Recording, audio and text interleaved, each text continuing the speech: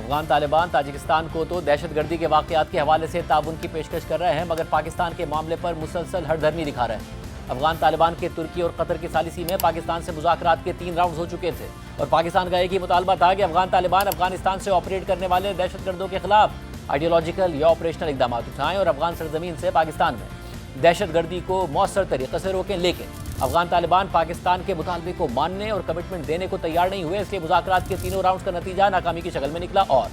دونوں ممالک کے درمیان کشیدگی میں مزید اضافہ ہوتا چلا گیا۔ ترکی اور قطر کی ثالثی میں پاک افغان مذاکرات ناکام ہونے کے بعد دوبارہ براہ راست مذاکرات کی امیدیں بھی تقریباً دم توڑ گئی تھی، مگر اب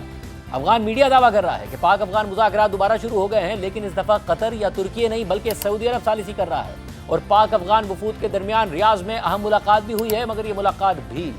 بے نتیجہ رہی ہے۔ افغان نیوز چینل طلوع نیوز کی ذرائع سے خبر کے مطابق افغان طالبان کا ایک اعلیٰ سطح کا وفد سعودی عرب پہنچ گیا ہے۔ سینئر طالبان لیڈر انس حقانی، نائب وزیر داخلہ رحمت اللہ نجیب اور ترجمان افغان وزارت خارجہ افغان وفد کی قیادت کر رہے ہیں۔ ذرائع نے مزید بتایا ہے کہ پاکستان کی طرف سے بھی ایک وفد سعودی عرب پہنچ چکا ہے، اور سعودی عرب کی ثالثی میں پاکستان اور افغان طالبان کے مذاکرات دوبارہ شروع ہو گئے ہیں۔ خبر کے مطابق ابھی تک مذاکرات کے ایجنڈے کے بارے میں مزید تفصیلات سامنے نہیں آئی ہیں، تاہم ذرائع کا کہنا ہے کہ ان میٹنگز کا مقصد حالیہ کشیدگی کو کم کرنا اور دونوں ممالک کے درمیان براہ راست بات چیت کے لیے ایک فریم ورک قائم کرنا ہے۔ جبکہ صحافی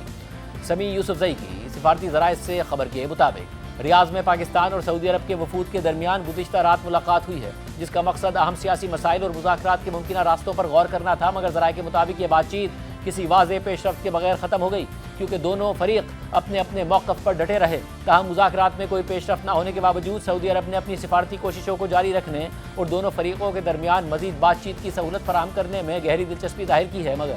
پاکستان کی جانب سے ان خبروں کی نہ تردید کی گئی ہے اور نہ ہی تصدیق کی گئی ہے۔ مگر پچھلے مذاکرات سے یہ واضح ہے کہ پاک افغان مذاکرات اس وقت تک کامیاب نہیں ہو سکتے کہ جب تک افغان طالبان دہشت گردوں کے خلاف ٹھوس اور قابل تصدیق کارروائی کرنے کے پاکستان کے بنیادی مطالبے پر تحریری رضامندی ظاہر نہیں کرتے۔ اہم بات یہ کہ ہفتے کو نائب وزیر اعظم اور وزیر خارجہ اسحاق ڈار نے پاک افغان تناؤ اور مذاکرات کے حوالے سے اہم تفصیلات میڈیا کے ساتھ شیئر کی تھیں اور بتایا تھا